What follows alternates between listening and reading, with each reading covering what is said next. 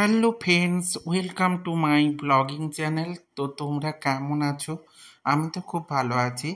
শ্রাবণী সোমবারের পুজো বলতেই মনে পড়ে যায় শ্রাবণ মাস মানেই কিন্তু শিবের মাস, শিবের জন্ম মাস।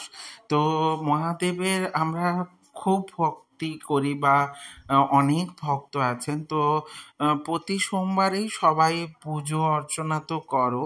তো চতুর্থ সোমবার বলতে শ্রাবণ মাসের শেষ সোমবারই জেনারেলি হয়ে থাকে।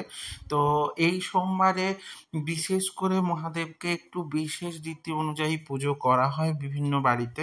আমাদের এই বাড়িতে বা অধিকারী বাড়িতে শ্রাবণ মাসের শেষ সোমবার মানে চতুর্থ সোমবার মহাদেবের পুজো অর্চনার জন্য মহাদেবকে ফার্স্টে আহ্বান করা হয়। তো এটা তোমরা বাড়িতে যে কোনো বিগ্রহ থাকলেই মানে শিবলিঙ্গের বিগ্রহ থাকতে পারে বা শিব মূর্তিও থাকতে পারে। তো সেখানে শিবের আরাধনার জন্য প্রথমে মহাদেবকে আহ্বান করবে। তো আমি ফার্স্টেই বলছি, শিব যেমন রুষ্ট শিব তেমন তুষ্ট। তো শিব ভক্তির জন্য ফার্স্টেই বলবো যে পুজো অর্চনার মেন রীতি হচ্ছে ওনাকে তুষ্ট করা। তো সেক্ষেত্রে উনি কিন্তু একটা বিল্বপত্রে বা বেলপাতাতেই কিন্তু তুষ্ট। অনেকে অনেক নিয়ম রীতি করে অনেক উপাচার করে পুজো করে থাকে, কিন্তু বাড়ির মধ্যে সেরকম উপাচার করে পুজো করার থেকে আমি সবসময় বলবো মন দিয়ে ভক্তি ভরে ওনার আরাধনা করাটাই হচ্ছে মেন কথা। তো অনেক বাড়িতেই কিন্তু বা অনেক জায়গাতে দুধ ঢালা হয়, কিন্তু আমাদের বাড়িতে শুধুমাত্র জল অভিষেকই করা হয়।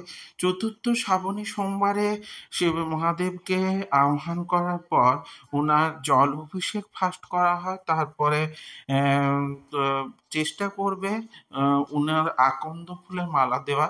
তো অন্য রুদ্রাক্ষের মালা তো দিবেই, তো অন্য কোনো ফুলের মালা দিতেই পারো, নীলকণ্ঠেরও মালা দিতে পারো বা রজনীগন্ধা ফুলের মালা দিতে পারো, কিন্তু চেষ্টা করো আকন্দ ফুলের মালা এবং ধুতরা ফুল পারলে যদি জোগাড় করতে পারো তাহলে ধুতরা ফুল দিয়ে ওনার পুজো অর্চনাও করতে পারো। যাই করো অবশ্যই কিন্তু বেলপাতা দিতে হবে। অনেক তো ৫ রকম যে উপাদান দিয়েও তুমি কিন্তু ওনার অভিষেক করতে পারো। ঘি, মধু, দই, গঙ্গাজল এবং বিভিন্ন ধরনের ধরো কুমকুম, হলুদ, এসব চন্দন সব দিয়েই তুমি কিন্তু অভিষেক করতে পারো। তবে বারবার বলবো শিবলিঙ্গেও থাকলে ডাইরেক্ট কিন্তু কুমকুম বা সিঁদুর অর্পণ করবে না। আর দুধ যদি ঢালতে যাও কখনোই কিন্তু তামার পাত্রে দুধ ঢালবে না, কারণ ওটা বিষে পরিণত হয়ে যায়। তো ওই জন্য তামার পাত্রে দুধ কখনোই ওনার প্রতি উৎসর্গ করা হয় না। তো সবসময় মনে রাখবে যাই করো না করো জল অভিষেকটা মাস্ট, তো জল অভিষেক করতেই হবে। তো শুধু জলও ঢালতে পারো কারণ উনি জল দিয়েও তুষ্ট। কিন্তু সবসময় বলবো বেলপাতা একদম নিখুঁত বেলপাতা, মানে ৩টে পত্র বেলপাতা, আর ওতে কোনো রকম যেন কোনো পোকা মুখ না দেয় এই ধরনের পত্র নেওয়ার চেষ্টা করবে। তো আর আকন্দ ফুল, ধুতরা ফুল, নীলকণ্ঠ এবং জবা মানে এইসব জাতীয় ফুলগুলো অর্পণ করতে পারো। এবং বারবার বলবো যে ওনার ক্ষেত্রে কোনো তিলক দিতে গেলে তো সেই তিলক কিন্তু অবশ্যই জেনারেলি চন্দনের তিলকটাই দেওয়ার চেষ্টা করো। তো আমি একটা শিবলিঙ্গ তৈরি করেছিলাম মাটির, যেটা তোমরা আগের আমার ব্লগে দেখেছই।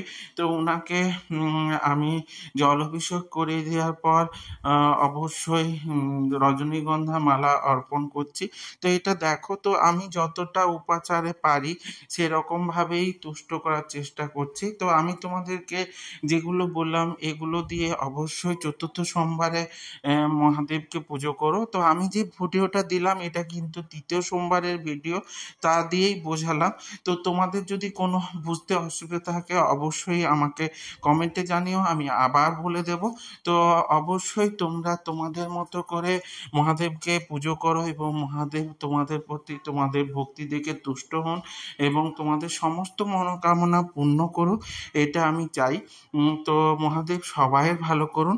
তো আমার এই ধরনের ভিডিওগুলো পেতে অবশ্যই লাইক, কমেন্ট, শেয়ার করে দিও। আর ইউটিউব থেকে দেখলে অবশ্যই সাবস্ক্রাইব করে দিও এবং পাশে থাকা বেল আইকনটা ক্লিক করে দিও, যাতে আমার ভিডিওগুলো তোমার সামনে প্রথমেই চলে আসে। এইভাবে আমার সাথে থেকো, সঙ্গে থেকো, জুড়ে থেকো, পাশে থেকো এবং ভালো থেকো। টাটা।